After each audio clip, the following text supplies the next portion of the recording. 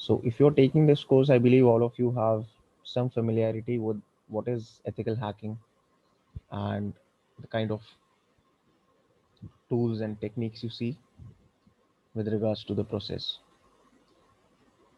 So is there anyone who's not familiar with this topic at all?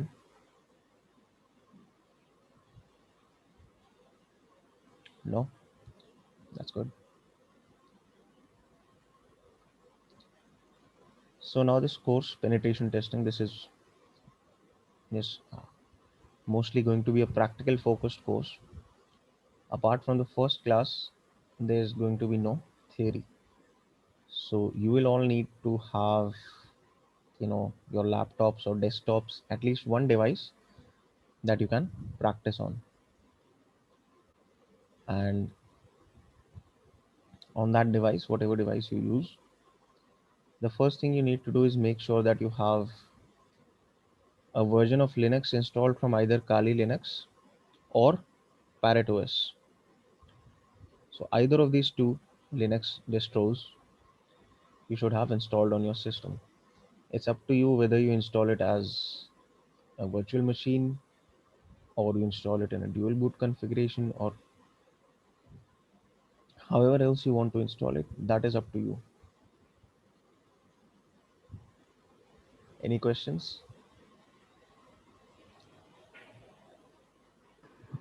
No, sir. No? Okay. Now, like I mentioned, today is the first session. So there is a little bit of theory that we need to go over. So I'll do that today. And after that, from the next session onwards, we'll be completely shifting to practical stuff.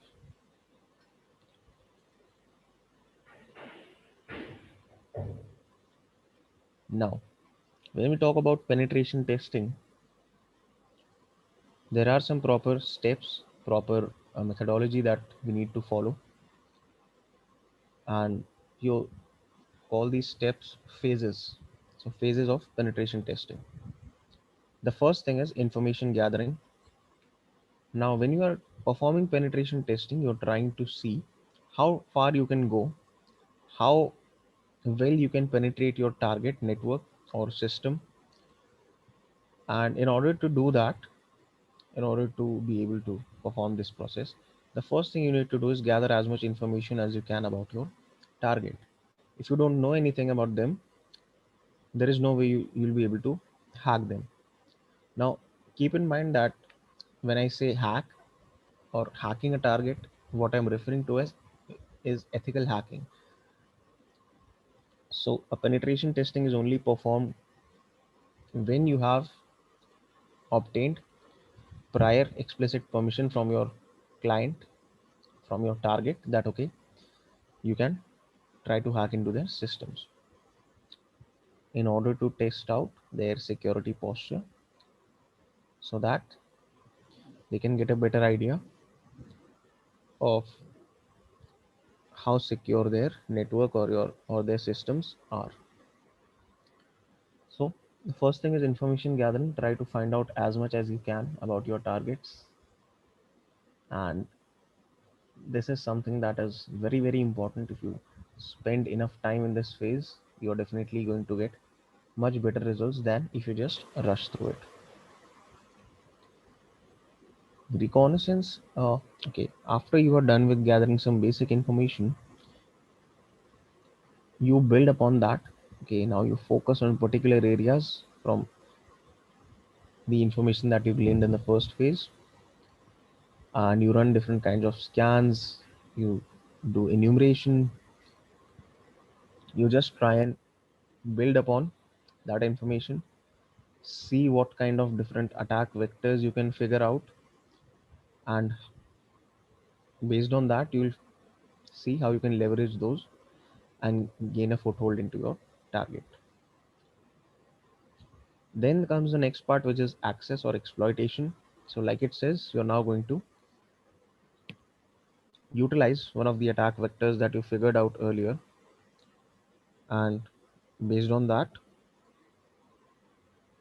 you are going to actively hack into your target and gain access to their system or resource, depending on whatever you're trying to hack. If it's a website or a network or a particular host. Post exploitation is it covers the stuff that you do after you hack into a system. So whether you install a backdoor which allows you future access to that system without going through the entire process again, or whether you upload something, whether you delete something, whatever you do after you exploit a system is known as post exploitation. You may try to steal passwords stored in browsers, you may try to steal other data from that system. All of that is post exploitation. Reporting. Now once you are done actually once you are done targeting the system, once you have received all the information that you want, in a penetration test your client is only concerned with one thing, that is the report, because that is the only thing that you are going to show them. You're not going to show them the entire process or anything. All they get is the report. So you need to make sure that your reporting is up to the mark, and at the end of your entire penetration testing process, you document everything that you did,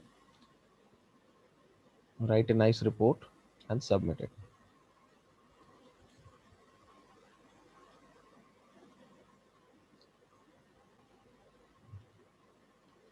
Now, types of audits or types of penetration tests.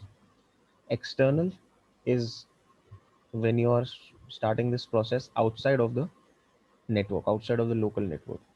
Now, in an organization, depending on the requirements, they'll ask you to do an external or an internal test. External test would be similar to what an attacker or a hacker from the outside will be able to do. So he's not a part of the company's internal network, but he's targeting it from outside.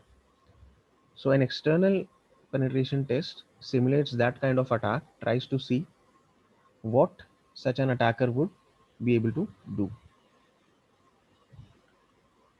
An internal test, on the other hand, that is placing the attacker or placing the tester in this case inside the company's internal network. This tries to simulate an attack by an insider. If an employee of the company decides to, you know, attack, or if an employee has some grudge against the company, those are known as disgruntled employees, they may also try to target the company and attack them in some way. That is what is simulated by an internal penetration test. Another term that is mentioned here is vulnerability assessment. Now, in this case, you're not actively hacking into a system, you are just trying to figure out what vulnerabilities or what flaws exist within the system's security configuration that you can exploit in order to hack.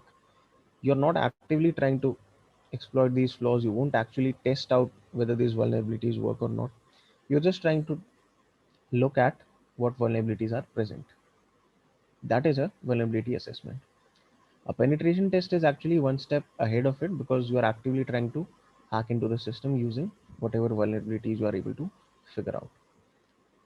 And a security policy auditing is actually not as is very mild compared to these other two.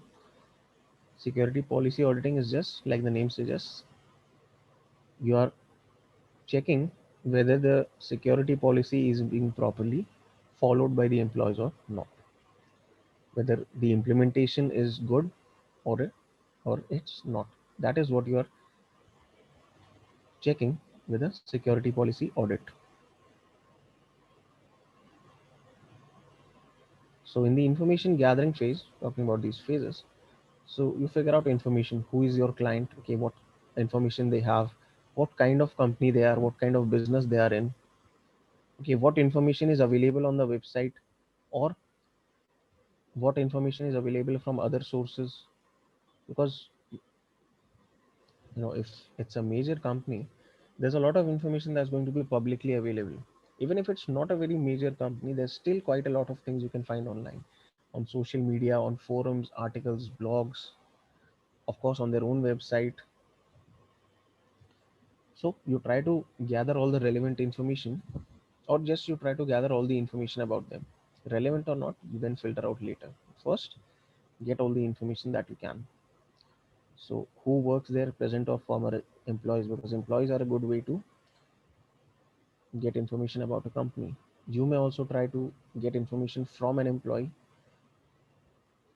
present or a former employee. Yes, Janvajay?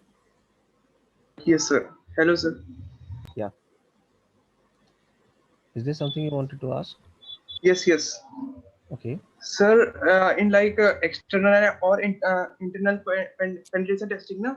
Sir, I Hmm. have one doubt. Like, if our organization give me a VPN network to access their network and test it, Pardon, can you come again? like if our organization give me a VPN connection to access their network, na?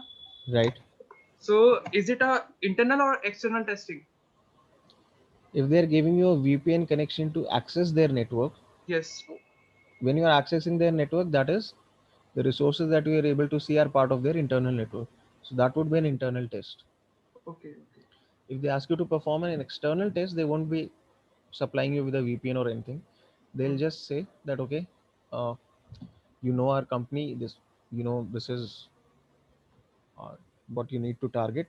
So you will need to figure out ways to target their network or either their website or whatever information you can find publicly. Using that, Okay. you'll then have to go forward. The example that you mentioned using a VPN, that would be an internal test, Okay. because Okay, sir. okay, a VPN is used to connect you to their internal network. So Yes. using a VPN, you now have access to that network. So that's an example of an internal test. Okay, sir. Okay. Now with information gathering, as I mentioned, so this is the kind of information that you find out, and you use that to see how you can proceed. Now the tools that it mentioned, logic, okay, Google dorking. There is a concept of Google dorking, which you should be familiar if you're familiar with ethical hacking. Social media websites, these are a very major source of information, because knowingly and sometimes unknowingly, employees put out a lot of info about their company. So social media is a good place to target for information. Website scanners, OS lookups, DNS databases, all of this is a good source of information in this case. Social engineering. Now, social engineering is when you try to manipulate people into giving you information. One of the points that was mentioned previously was trying to find out the employees. So, once you have figured that out, you can employ social engineering to get these employees to reveal some data about the company. And this is the kind of data that, you know, they may not, I mean, they should not be giving out this data, but if you use the correct you know excuse, or if you say the right things, then you may be able to get this data. Again, that all depends on how good of a social engineer you are. So the next thing is reconnaissance. After you're done with information gathering, now you want to build upon that information. So you perform port scanning, you perform different kinds of enumeration, you try to get more in depth into the technical details now. So in a manner, you could say that this is an extension of the information gathering phase. It's, I mean, of course, it's a different phase, but to understand it, you can think of this way. This is an extension of that phase, and in this, you're giving a greater emphasis to the technical details. So you'll try to scan their networks, scan the devices, or scan their websites, and try to find out the kind of services or the kind of processes that are running, or the kind of vulnerabilities that exist within these processes, within these services, within their servers, All of this you try to find out within the reconnaissance phase, and based on that information then you move on to exploitation.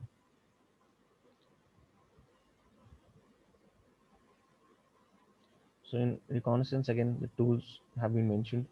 Port scanning. So for port scanning, we have Nmap, HPing3, Netcat. The Netcat is not exactly used for port scanning because again that would be very time consuming. So Nmap is the most important tool for port scanning, and I would say that one of the most important tools in penetration testing is indeed Nmap. So I take it you all have some experience with using Nmap or have some practice with this tool.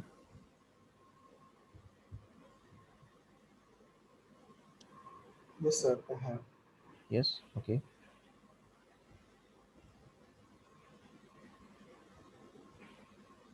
Because see, Nmap is one of the most important tools through this entire thing, ethical hacking or penetration testing, whatever you want to say. Nmap is, you could say, one of the most important tools. Okay, now you have vulnerability scanners. So these are specifically used for scanning systems or networks to find out the vulnerabilities that exist within those resources. So there is one known as OpenVAS. Then there's Nessus. Now Nessus, I would say that in my experience, Nessus is the best for this purpose. Metasploit and Armitage. Now, Metasploit is not just a scanner; it's actually something you can use during exploitation as well, also for post exploitation and clearing up your tracks. So Metasploit is a pretty good all-round tool for penetration tests. Web scanners. So there are certain scanners which are only going to be there for web applications. You can only use them for scanning websites or web applications, and they will give you the relevant information regarding those websites or information that might be useful to you as a penetration tester. The next thing you see is banner grabbing. So banner grabbing is just trying to figure out what kind of service is running or what kind of server technology is present for a service or a website online. Port checking, again checking what kind of services are available on ports. Now exploitation is when you actively attack the system. Okay, so that is after you have gained all the relevant information from the information gathering and the reconnaissance phase. Yeah. So after that, you move on to exploitation. You actively try to attack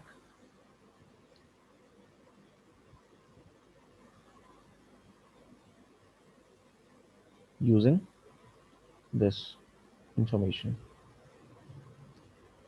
Now they mention a few things here. Remote attack is, of course, when you're doing everything remotely, you are sitting on one device in some corner of the world. The system you're attacking is somewhere else, located far away from you, and you're attacking it over the internet.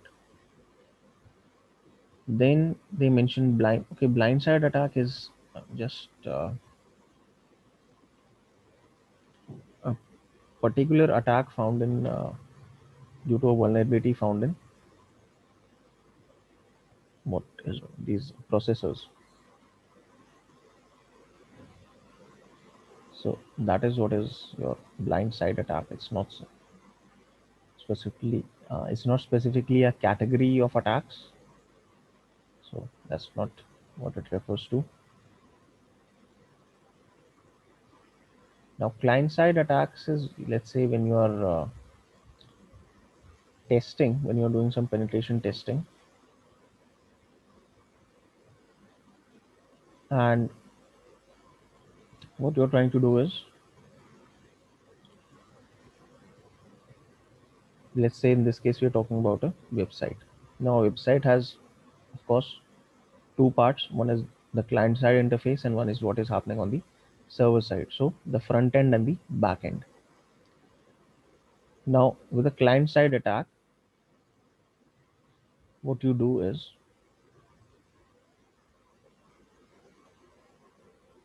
Basically, you're trying to figure out any issues present within the client side part of the application, and you're using that to further, what you could say, further propagate your attack.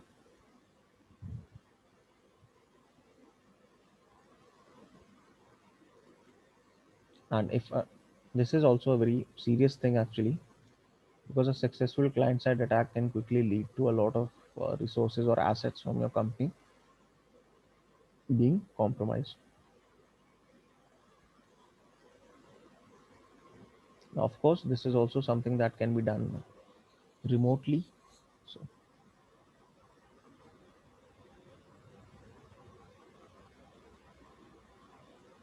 and this is the kind of thing that's done, you know, with regards to web applications. Then you have social engineering. So I mentioned that social engineering is when you try to manipulate people into giving you information that should not normally be available to you. Then you have fuzzing attack. Fuzzing attack is when you try to supply a service or, you know, a device with random input, all sorts of random inputs. You try to supply it and you see how it responds to that. That is what is known as your fuzzing attack. So it's basically automated. So you use some tools to perform fuzzing and you try to find any bugs within that particular software or service by randomly giving it different kinds of inputs. And a denial of service is when you try to actively crash a website, let's say, or crash a server, or even crash some other device like a router. So that is a denial of service because you're denying that service to legitimate users. Now, this kind of attack, denial of service, does not really serve any benefit to the attacker as much as any other attack would do. But in a penetration test, you may perform this attack because you need to find out whether your client's systems can withstand this type of attack or not. Then you have man in the middle attacks. So you're inserting yourself in the middle of communication stream and you're trying to figure out what data is being exchanged by the two communicating parties. Now, man in the middle attacks, again, these are not very easy to perform, but if you're able to pull them off, then of course, very good.